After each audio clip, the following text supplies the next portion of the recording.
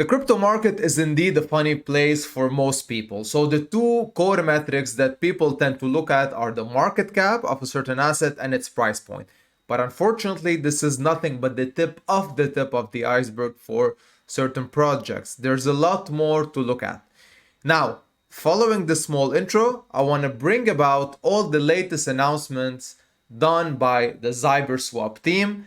And I also want to point out a few things just to put back a bit of perspective when people look at the aforementioned metrics. And that's very important.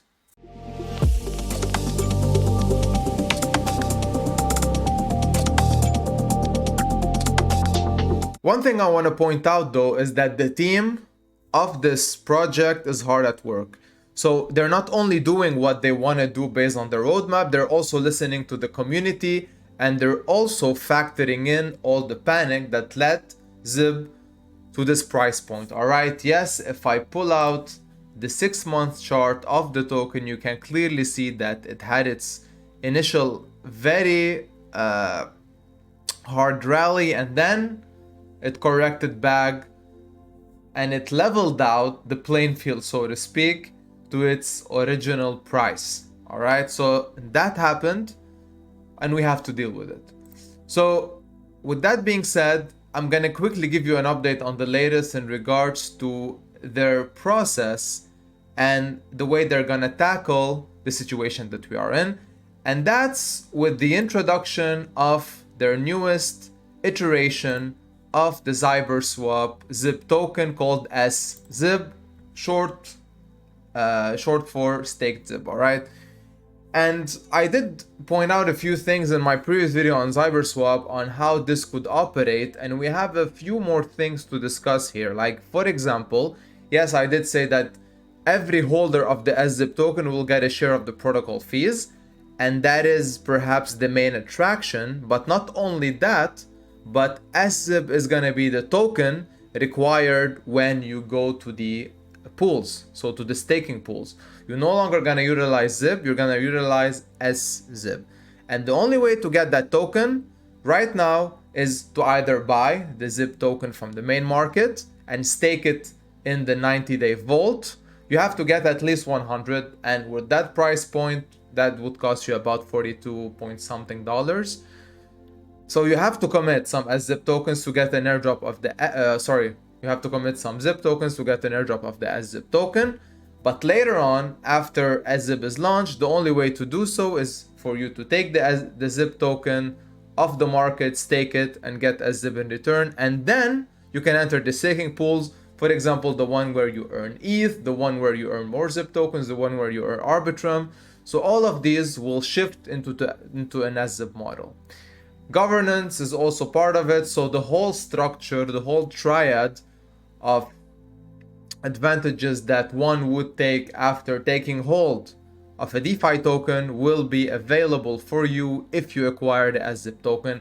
And perhaps one thing that is also pretty important, in my personal opinion, is the fact that with you holding the SZYB token, you're also gonna be perhaps put into a commitment loop. If you stake those tokens, you cannot just withdraw immediately, sell them, exchanging for ZYB tokens, and you're out. There's gonna be a certain structure in regards for you getting out early. If you want to leave the staking pool, you can, of course. If you want to exchange them for ZYB tokens, you also can. But here comes the line of you paying the price of a certain percentage point if you want to go out early. So if you do that, you're gonna be entitled to a loss in your assets, and those extra tokens will be burned out of the supply. Now, one thing, and I think I also mentioned this previously, that I'm not entirely sure of, is this: the redeemability factor between SZYB and ZYB. Will that be something that can be achieved easily? So can I just, acquire my SZYB and then exchange them back? Or once acquired, you cannot go back? And that is, I think, something that the team should envision. So if you do take your ZYB tokens that you paid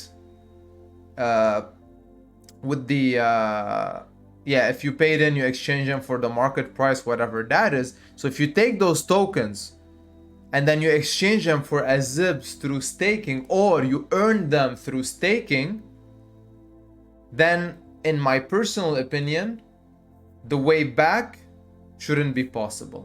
All right.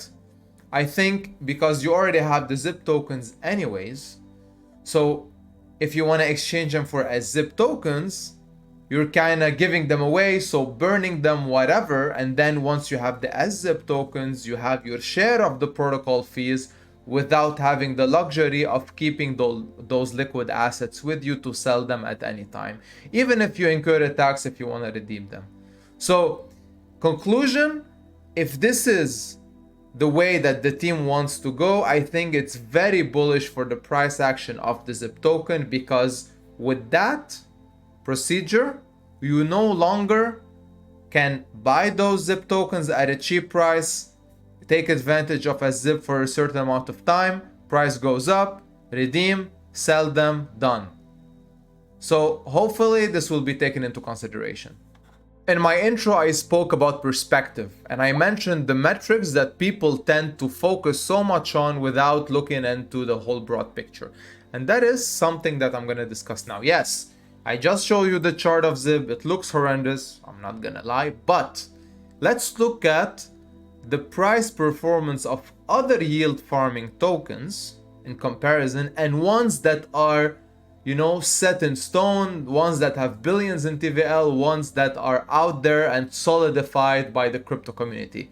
And I'm mainly gonna refer to Cake. I mean, look at the 6-month chart, right? Like, it's a selling frenzy over there, and the price has dropped from very being, you know, always playing on the lines of 3 point something ish to $4 to a sharp decline to under $2. And that says a lot. If a protocol like PancakeSwap can take a hit like this, what is to shield other yield farming tokens from going into the same direction? Same with BuySwap, another big DEX on the Binance Smart Chain. Look at his chart. So, and I also wanted to mention Grail, because I did say that Grail have this interesting dynamic between Grail and X-Grail, and that shields Grail from tanking, because you cannot earn a lot of Grail, but still you can clearly see that the price has been on a decline for a long period of time now, and by a long period of time I mean a month plus. So overall, if you want to compare the price action of the ZIP token price versus other solidified DEXs that are more or less similar, but not really, then you can console yourself, I guess, and say that, all right, we are in a bad position, but still the team is working. They want to turn the ship around, and they're not letting this go. All right.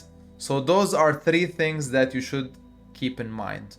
And if you actually roll around to DeFi Llama and you check the volume to TVL ratio, Zyberswap is still in 2nd place, followed by Trader Joe, who somehow, you know, like when a DEX goes up quickly in terms of ranks on a 7-day frame or a 24-hour frame, I don't tend to look at this as a, you know, sudden jump. And for this DEX, I tend to see this as a one trade that pushed this up, or a few trades that did, but you need to monitor this over a certain period of time to see if this DEX is getting more volume over time, or it was just a one-time off, and that's very important.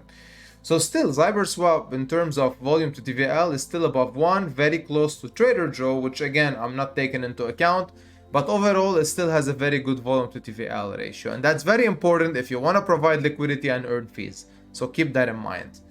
So again, perspective is very important if you want to look at things, and if you want to understand where you stand in regards to a project, and not only focus on market cap and price point. All right, so please always keep that in mind. And again, if you want to keep in touch with everything that these guys are doing, their Telegram channel is the place to go. They're posting all the latest announcement, the partnerships, and everything in between. All right.